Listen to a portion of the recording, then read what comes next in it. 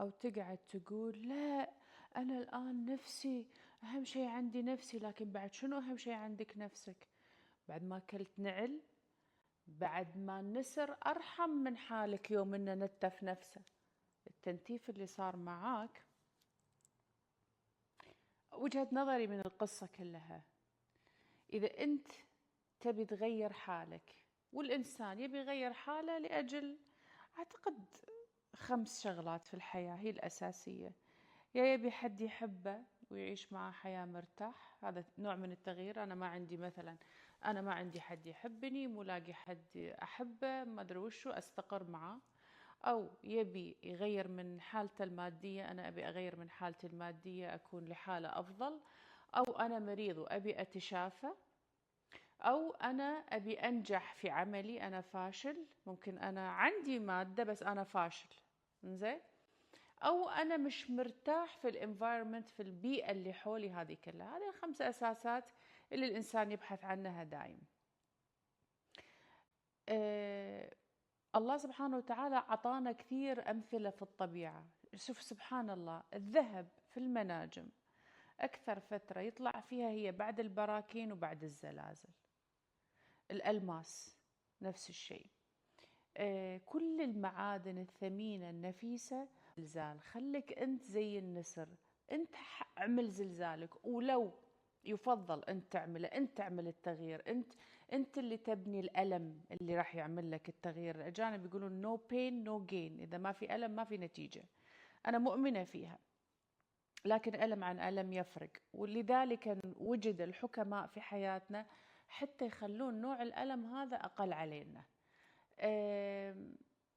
وجهة نظري بصراحة في الاكسبيرينس اللي أنا مريت فيها، أنا ليش بقول لكم هالكلام؟ لأن هاليومين قاعدة تمر علي حالات كذا، حالات ناس هي تبغى التغيير باللسان، لكن عمليا لما تجي تسأله هل أنت مستعد للتغيير؟ مثلا تقول له غير نظام أكلك، ما في أسهل من كذا. بنفس الوقت هذا الشخص اللي تطلب منه يغير نظام أكله هو ياخذ أدوية مسرطنة، ياخذ حبوب مسرطنة حرفيا. لما تجي تقرأ السايد افكت أو الآثار الجانبية حق الأدوية اللي يستخدمها، مسرطنة وتغير هرمونز وتسوي جلطات قلب وتسوي اكتئاب وتؤدي إلى الانتحار. هذه عنده أسهل من أنك تروح تقول له خذ عسل وماي وملح وخل، الكترولايت مشروب عطي طاقه للخليه. او تقول له مثلا روح للبطاط وروح للرز وروح لنظام الطيبات مثلا، او روح لنظام جيرسون، او روح لنظام كيتو او ابو قراط او ذفر او كارنفور، اشرب شوربه البصل.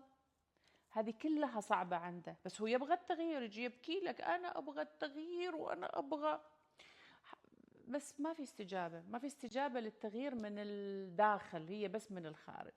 شخص زي كذا خذ يقين مني، أنا سيدة صاحبة تجارب وليست تجربة. الزمان يكسره كسرة بعيدا عن صحته، أنه ينكسر في صحته. الشخص اللي زي كذا الزمان يكسره كسرة في أقرب الناس له يتخلون عنه. ليش؟ لأنه بالأساس هو شخص متخلي عن نفسه، هو ما عندوش تقدير لذاته، وكل اللي عنده رغبة خارجية، وعنده تذوق اللسان أهم من جسده إيش يبغى. مهم لسانه وش يبي، لسانه يبي آيس كريم، يبي بيبسي، يبي شيء حلو، يبي شيء حامض، whatever، حتى لو هو ضده بياخذه. هذا عدو نفسه، هذا كذا كذا حتجيله كسرة. وهذا كلامي موجه أكثر لعدو نفسك، الإنسان اللي يكون عدو نفسه. يا عدو نفسك، أفضل تكسر نفسك زي النسر ولا يجي حد يكسرك. لأنك لو كسرت نفسك، مثلا أنا الحين لما أجي مثلا مرات يطلع لنا هذه الزايدة اللي هنا جنب الأظفر، يوم أنا أجي أقصها وأشيلها ما توجعني، لكن لما يجي حد يشيلها تموتني. فهمت الفرق؟ لأن أنا أعرف جسدي، أعرف ألمي، أعرف وين الليمت اللي أنا أتحمل فيه. يفضل أنا أعمل الجراحة لنفسي، مش أوصل مرحلة غير يكسرني. طب في حال حصل وغيري كسرني، كسرني أخوي، كسرني صديقي، كسرني زوجي، كسرتني زوجتي، كسروني عيالي، كسرني مديري في العمل، شنو بهالحالة أسوي؟